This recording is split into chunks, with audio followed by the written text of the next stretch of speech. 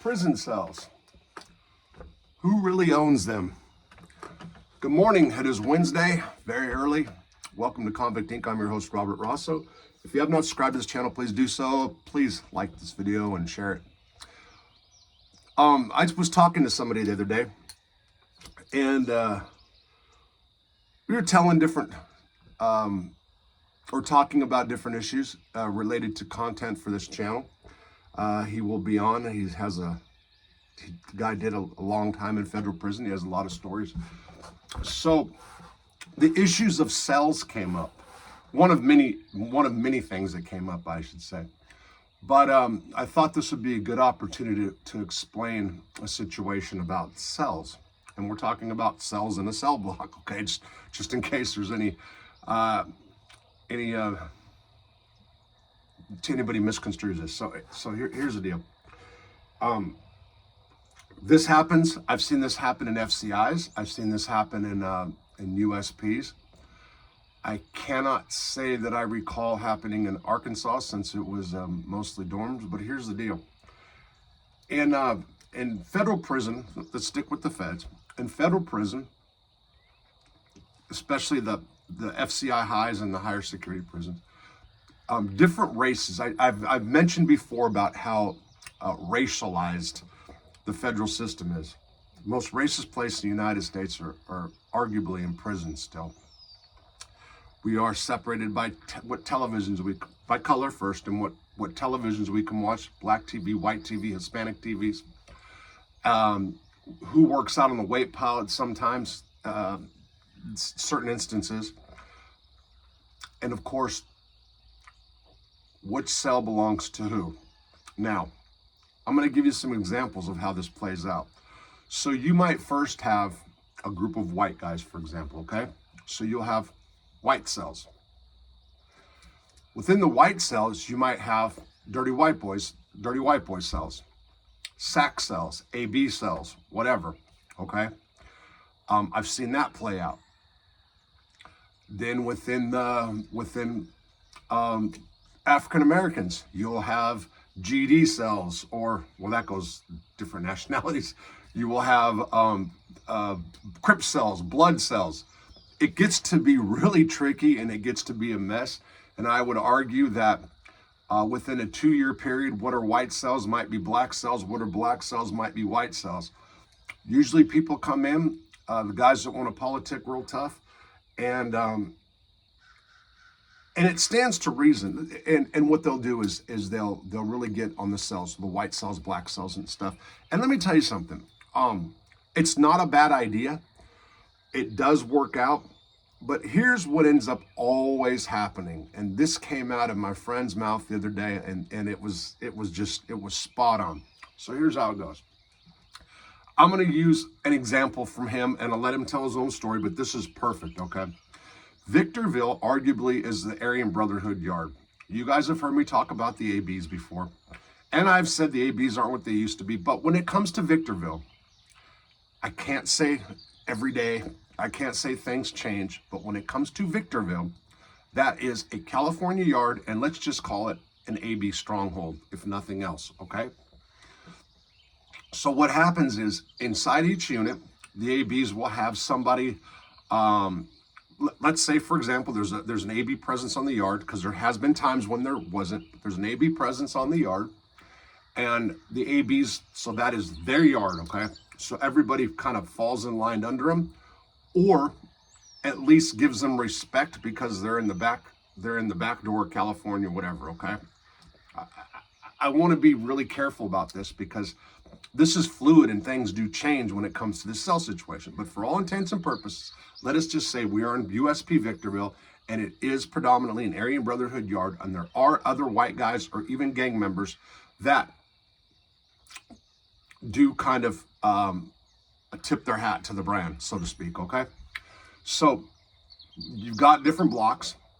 So now inside the block, you will have, let's just say, a regular white guy from California who's repping the unit. He's a representative of the unit, and really he's a representative for the whites, but he falls under the brand, okay? Let's just say that. So then there'll be a certain set of cells in that unit. All the units have this.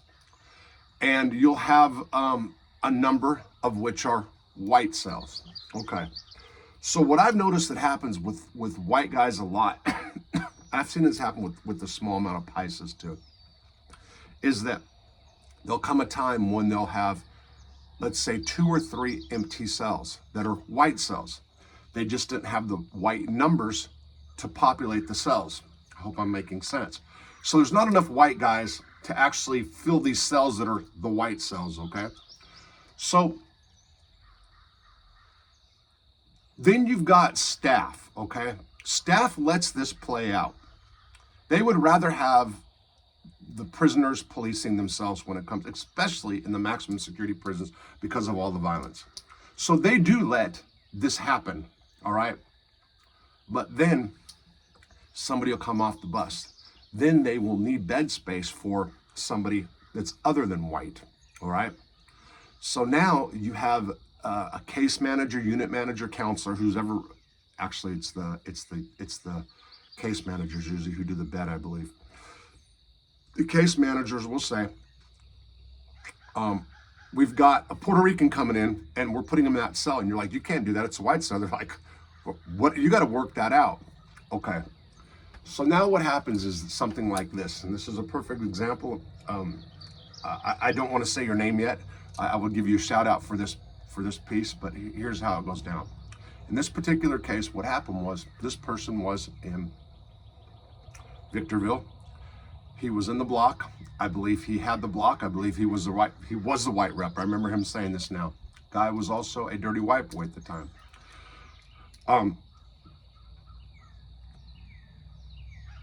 There's 2 empty cells.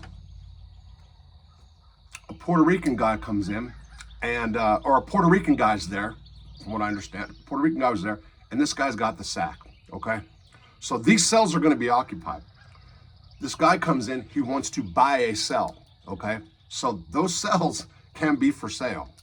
Again, you've got not enough white people. I'm using whites just for this example. You don't have enough white people. The staff's saying, hey, we're gonna put somebody in those cells, and the whites try to scramble to have those cells at least occupied temporarily. That's the ideal. You wanna get them occupied temporarily before some other white guys come into the block. That is the ideal situation. They always want to call the proper term is holding those cells down, okay? In this case, this person reached out to the big homies, ABs, which were in the SHU, by the way, at the time, and said, hey, situation, dude wants to buy a cell. He's a different race, Puerto Rican, for example, Puerto Rican, and he's got the sack. Is it cool? Dude, Area Brotherhood member sends his kite out, says, yeah, no problem. Send me my cut. Guy gets X amount of drugs, sends a member of the ABs in X amount of drugs, his cut, and the Puerto Rican guy moves in. Then what happens is the AB does not send a message back out of the hole.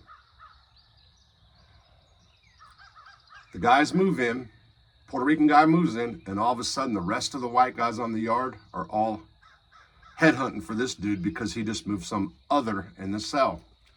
I laughed when he told me this story because this type of stuff is so common. Let's forget about the shot caller being in the hole for a second. Do you know how many times something like this has happened and the guys at the top don't get their proper cut, or they do get the cut, but this person in here, they kind of want to cross out. So let's say, for example, this dirty white boy I'm talking about. Let's just say they wanted to cross him out, or they just, for whatever reason, he was expandable, and I'm not trying to be disrespectful, I'm trying to give an example. At any time, for any given reason, you can be turned on. So this guy who actually thought he was trying to do the right thing, he was actually trying to hold these cells down. He couldn't hold the cells down, so he decided to sell it.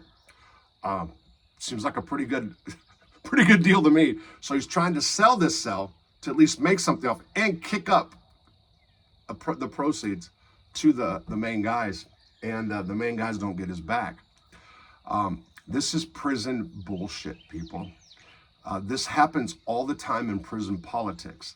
I hope I was clear enough about this. It is early. I do have some things to do today. I did want to get this one out before I started really getting ready. But the politic game is so fluid. It changes so much. What's good today is bad tomorrow. What's bad tomorrow is good today. What's right is wrong. What's wrong is right. It's what's white is black. What's black is white. It just flips on ahead. I have said many times before, there really is no rules. We can go and say, okay, there is a set of convict rules to go by. When it comes to drugs and money, especially, there are no such thing as rules. That's just one example, and I used his example because it was so perfect of how this cell stuff works. I have so in my personal situation, the problem I was having, let's say an M block. I know there's guys at Terre Haute with me that they'll remember or understand. Right before COVID and during COVID, during that time, new guys were coming in, new white guys, but these white guys were all what we call wiggers. But that's with the W. That is, they identify, or a lot of them were in different race mix gangs, or they ran or identified more with non-whites. I'm trying to be polite. And so those guys didn't have really a white cell coming, okay? So if you're white in prison, but you tend to run black, I mean, I know guys that were in multiracial gangs on the street that were white, but they would totally understand this. So if you're a white guy and you will sell with a different, or somebody that's not white, who's in your gang on the street, I'm just going to use these as an example, Vice Lords, GDs. I have the specific one on the top. I can't think of it right now. One of the Mississippi guys, the Mississippi gangs that have a kind of a multicultural gangs. But if you're willing to sell with a different race, then that means that you should not have the white cell coming. There was not enough white guys that I deemed white, I guess I should say, that were on, I'm sorry, that's a perfect way to put it, white time. There wasn't enough guys on white time to hold down the cells that I had, or that we had in the block. I don't want to say yes, I was the representative, so to speak, of M block, and I think that's pretty accurate at that time.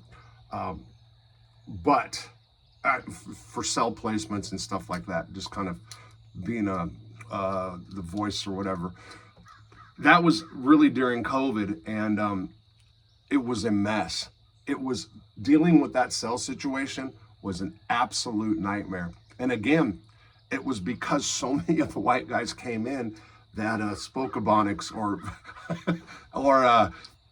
they just weren't on white time.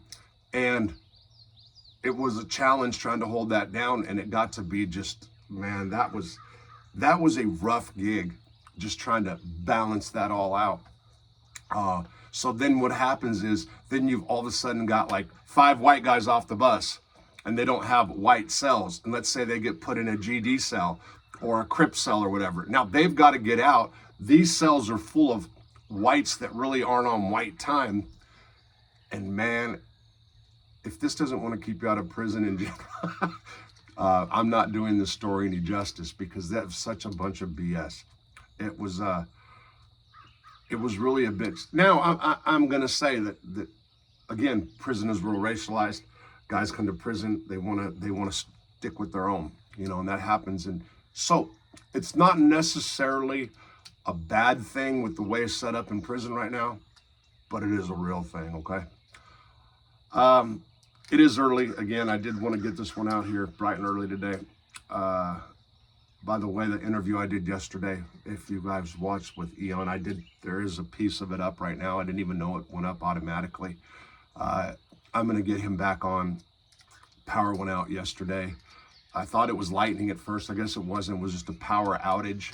And then the Wi-Fi was a mess. So I just wanted to put that out there. I will see you guys later on, probably tonight. We'll see. Take care.